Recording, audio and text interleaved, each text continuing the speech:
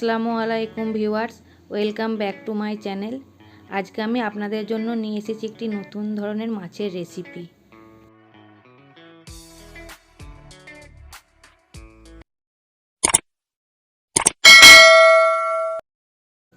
আমি এখানে একটি থালার মধ্যে মাছের পিসগুলি নিয়ে নিয়েছি। এবারে এইগুলোর মধ্যে অল্প অল্প করে নুন ও একটু লঙ্কার গুঁড়ো দিয়ে ভালো করে মাখিয়ে নেব।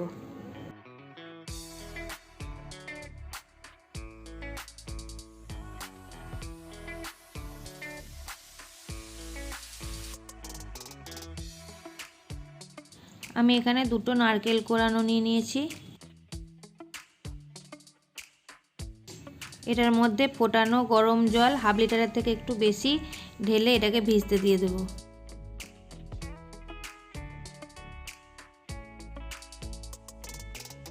দিয়ে এটা ঢাকা দিয়ে রেখে দেবো 1 ঘন্টার জন্য। আমি কিছুটা তেল দিয়ে গরম করে নিয়েছি। এবারে আস্তে আস্তে মাছগুলিকে দিয়ে একটু ভালো করে ভেজে নেব।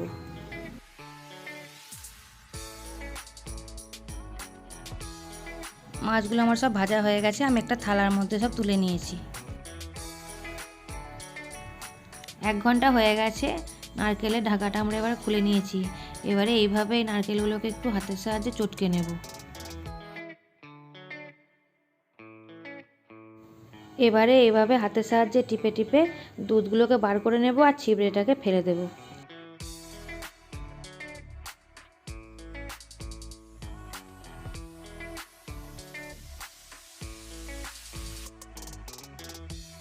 এবার একটা ছাঁকনি দিয়ে এটাকে ভালোভাবে ছেঁকে নেব।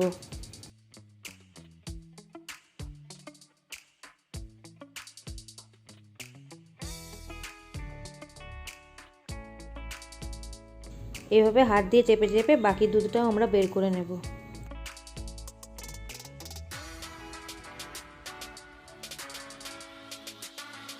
আমি এখানে কড়াতে হাফ কাপ তেল গরম করে নিয়েছি। এবার এটার মধ্যে 1 চামচ পাঁচফোড়ন ও একটি তেজপাতাকে দিয়ে একটু নেড়ে নেব।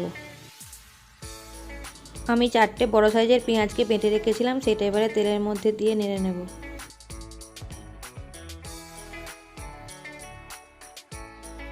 পেঁয়াজটাকে একটু ভালো করে ভেজে নেব।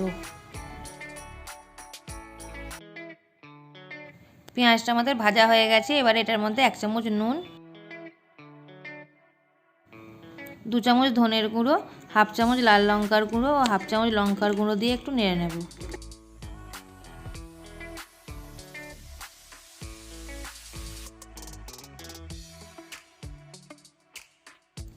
এবারে ওই নারকেলের দুধটা অল্প করে করে দিয়ে মশলাটা ভালো করে কষে নিতে হবে।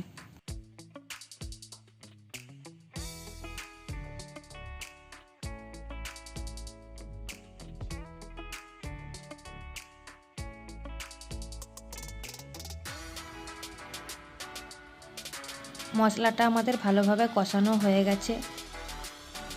বাকি যে দুধটা আছে সেটা এবারে এর মধ্যে ঢেলে দেব।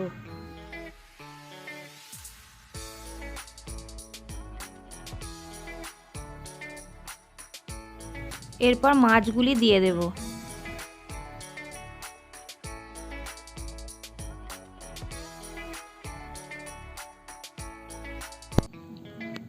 এরপর 2 চামচ চিনি দিয়ে দেব।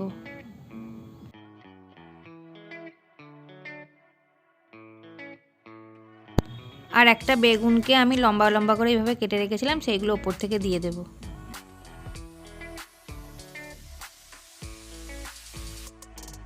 এটা ঢাকা দিয়ে রান্না করে নেব 10 মিনিটের জন্য।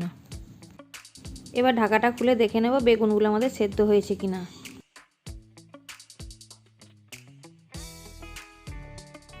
রান্নাটা আমাদের হয়ে গেছে। আমি এবারে গ্যাসটা অফ করে ঢাকা দিয়ে দেব।